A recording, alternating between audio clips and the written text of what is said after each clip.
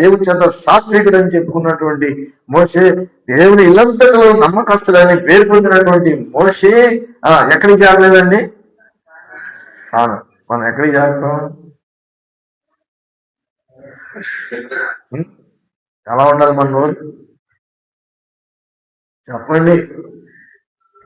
సర్దుకుపోతున్నాం, మనమే సమర్థించుకుంటా పోతున్నాం.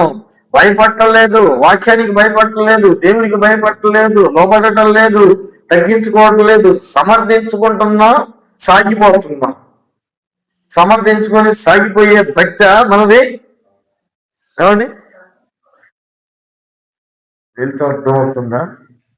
లోటు అర్థం అవుతుందా మనకి? ఏమండి? వెళ్తూ అర్థం అవుతుందా? ఎవరు తలలోపల అసలు ఎంటలేదేమో. చెవుల్లోకి వెళ్తున్నాయా? చెవుల్లో ఏం చేస్తున్నావు? శేషం పోసుకున్నావా అంటారు. ఏమంటారండి? చెవుల్లో ఏమంటారంట? శేషం పోసుకున్నావా అని అంటారు. ఏదో అంటారు, నేను అన్న మాట అన్నాను లేదు, నాకు తెలియదు ఆ సంగతి. శేషం ఎప్పుడు పోసుకుంటారో లేదు తెలియదు. శేషం పోసుకోరు అసలు వాస్తవంగా. అంటే అంత హార్డ్, చెవులు అంత హార్డ్గా ఉన్నాయి, హృదయం అంత హార్డ్గా ఉంది. లోపడే ప్రజలుగా ఉంటున్నాం, విధేయులను కాని వారిగా ఉంటున్నాం, తగ్గించుకోలేని వారిగా ఉంటున్నాం. దేవుడు ప్రేమ స్వరూపి.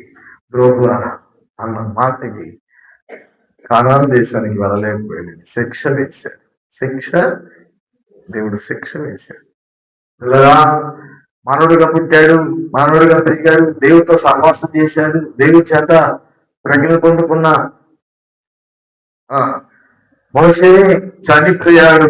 ఎక్కడ? ఆ పర్వతం మీద చనిపోతే ఆయన సమాధి ఎక్కడుందో తెలియదు. చనిపోయినప్పుడు అక్కడికి ఎవరు వచ్చారండి? ప్రధాన దూతైన మిఖాయేలు అపవాదితో వాదించు మోషే యొక్క శరీరం గురించి తర్కించినప్పుడు, దూషించి తీర్పు తీర్చడానికి తెగి. ఎవరు? మనం తీర్పులు తీరుస్తాం. అక్కడ మిఖాయేలుతోటే తీర్పు తీర్చలేదంట. ఏమండి? మనం తీర్పులు తీర్చున్నావా లేదా? అక్కడ వాళ్ళకి తీర్పు. నీలో ఎంత పెట్టుకొని ఇంత దానికి తీర్పు తీరుస్తావా? అవునండి, చెప్పు. ఎంత పెట్టుకొని? అదే ప్రభు చెప్పారు, నీ కంట్లో దూలం తీసుకో ముందు. అవునా కదా?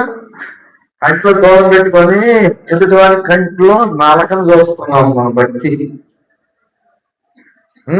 అవునా? కనుక ఏం చేయాలి? ఎంత పెట్టుకొని తీర్పు